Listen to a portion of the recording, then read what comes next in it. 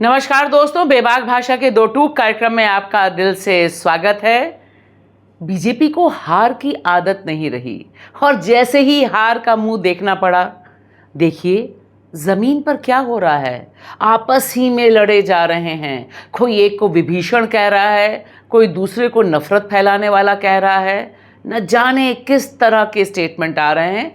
सबसे पहले चलते हैं उत्तर प्रदेश। उत्तर प्रदेश में भी पश्चिमी उत्तर प्रदेश, देखिए दोनों टॉप करते हैं हेट स्पीच देने में। संजीव बालियान जी जो मुजफ्फरनगर से अभी अभी सांसद का चुनाव हारे हैं, और संगीत सोम जी जो हारे 2022 में विधायकी का चुनाव।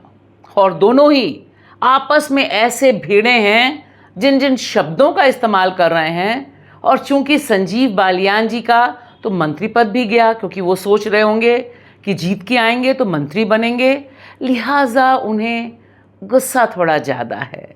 उन्होंने कहा विभीषण, समाजवादी पार्टी को जिताने वाला, विभाजनकारी नीति करने वाला, सब कुछ उन्होंने कह दिया संगीत सोम को।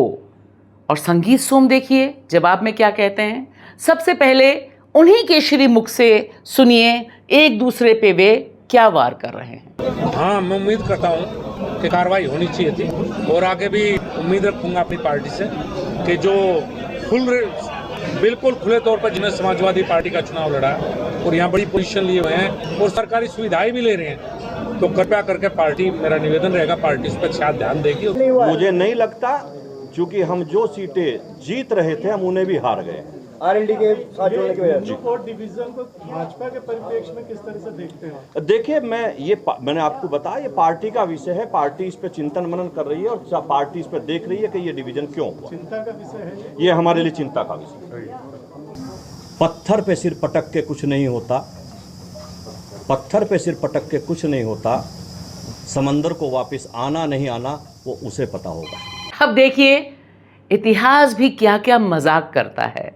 ये दोनों नेता जब भी आपने सुने एक दूसरे के खिलाफ कार्रवाई करने के लिए आतुर, दोनों ही आला कमान से कह रहे हैं कि कार्रवाई की जाए। वहाँ संजीव बालियान तो यह भी कहने लगे कि संगीत सोम को जो सिक्योरिटी मिली हुई है वह भी वापस ली जानी चाहिए। यानी बदले का मूड बहुत तगड़ा है दोनों तरफ से। लेकिन यह भी इत्तेफाक है कि ये दोनों ही राजनीति में एक ही नाव पर सवार होकर आए।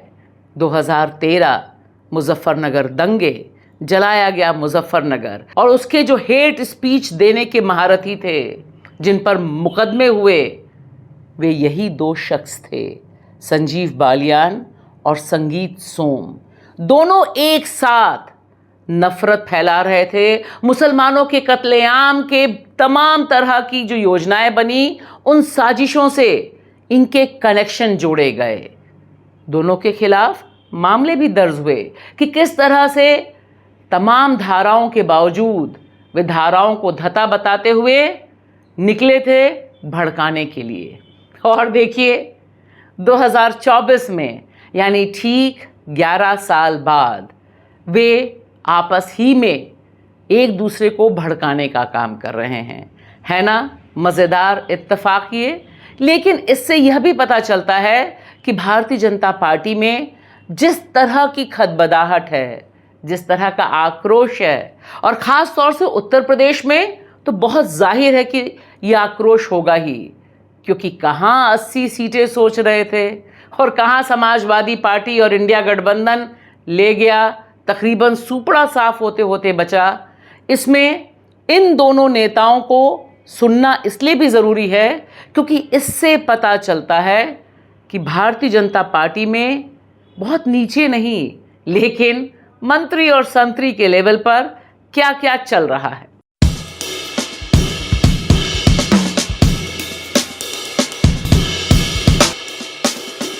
और अब देखिए पश्चिम बंगाल। जी हाँ, पश्चिम बंगाल, जहाँ प्रधानमंत्री नरेंद्र मोदी स्टार कैंपेनर और उनके पीछे पीछे थे देश के गृह मंत्री अमित शाह जी। दोनों का दावा था कि 42 सीट्स में 35 तो मिलेंगी ही मिलेंगी, लेकिन पिछली बार से भी कम हो गई। तृणमूल कांग्रेस ले गई, बाजी मार गई।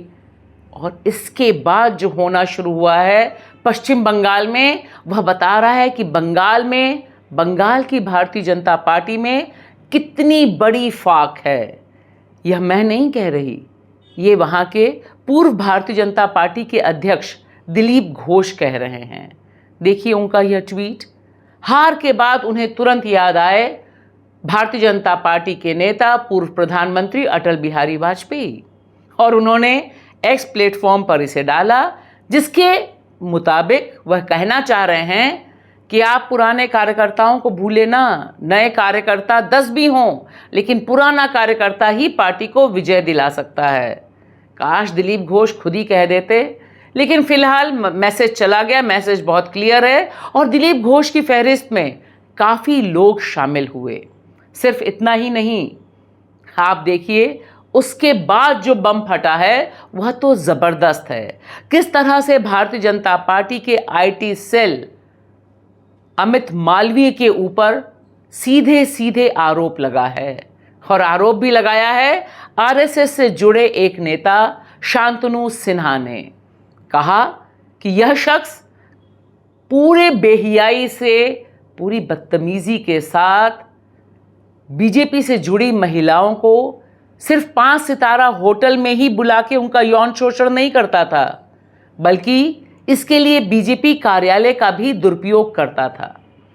यह है हार, और हार के बाद का यह विस्फोट।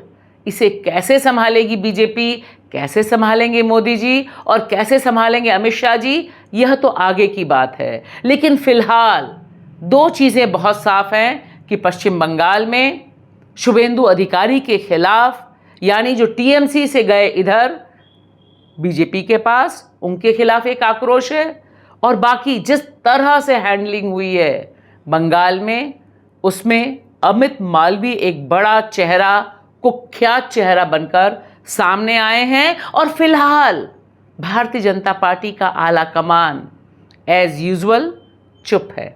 और इसमें महाराष्ट्र पीछे रहे ऐसा तो हो ही नहीं सकता ना, क्योंकि महाराष्ट्र में भी तो बहुत नुकसान हुआ। अब देखिए महाराष्ट्र को जीतने के लिए बेचारे मोदी जी और बेचारे अमित शाह जी ने क्या क्या नहीं किया, सब कुछ कर लिया। जितने भ्रष्टाचार के आरोपी थे, किसी के ऊपर 7,000 करोड़, किसी के ऊपर 8,000 करोड़, मुझे तो जीरो भी ठीक से याद नहीं रहते, इतने करोड़ के घोटाले थे। चाहे अजीत पवार हों, प्रफुल्ल पटेल हों, सब कुछ, सबको अपनी भाजपा ने वॉशिंग मशीन में डाला, धो दिया। 2 पावरफुल क्षेत्रीय पार्टियों को विभाजित कर दिया, तोड़ दिया, लेकिन फिर भी जमीन पे रिजल्ट नहीं मिला। उद्धव ठाकरे की जो शिवसेना है वह बाजी मार ले गई, और तो और एनसीपी शरद पवार वाली वह भी बाजी मार ले गई, और कांग्रेस ने भी बुरा नहीं किया। लिहाजा यह तो होना ही था। अब देखिए भारतीय जनता पार्टी साफ साफ कह रही है कि एकनाथ शिंदे की जो पार्टी थी उसकी वजह से जीत नहीं मिली, और एकनाथ शिंदे की जो कि मुख्यमंत्री हैं, उनकी जो शिवसेना है वह कह रही है कि चूंकि भारतीय जनता पार्टी का केंद्रीय कमान इस तरह से इंटरफेयर कर रहा था, हमको तय ही नहीं करने दे रहा था अपने उम्मीदवार, लिहाजा हम हार गए ज़मीन पर। यानी महाराष्ट्र में भी all is not well for BJP. Uttar Pradesh, Paschim Bangal, Maharashtra, Rajasthan में भी सब कुछ ठीक नहीं है। बहुत छोटे छोटे दबे दबे स्वर में, लेकिन बहुत अहम सूत्र मिल रहे हैं, और इन सूत्रों का सुपर हेड है आरएसएस, राष्ट्रीय स्वयंसेवक संघ। देखिए क्या मौके पे चौका लगाया है, किस तरह से आरएसएस प्रमुख मोहन भागवत ने कहा अहंकार इज़ नॉट गुड, बहुत अहंकार हो गया था। पहला मैसेज डायरेक्ट टू मिस्टर अवतार स्वरूपी प्रधानमंत्री। सेकंड मैसेज, विपक्ष को विलन नहीं बनाना चाहिए था, विपक्ष बहुत ज़रूरी है। कितना ज़बरदस्त ब्रह्म ज्ञान। और तो और उन्होंने कार्यकर्ताओं के बारे में भी बात की, उन्हें मणिपुर भी याद आ गया, सब कुछ याद आ गया।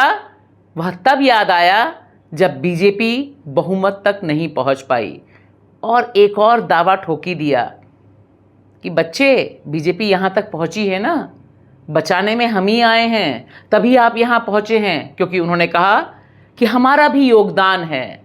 लिहाजा मोदी जी के लिए और मोदी जी के परिवार के लिए, यहाँ परिवार उनके अपने लोग हैं, 140 करोड़ नहीं, उनके परिवार के लिए मैसेज बहुत क्लियर दे दिया द ग्रेट आरएसएस ने कि finally all is not well. शुक्रिया।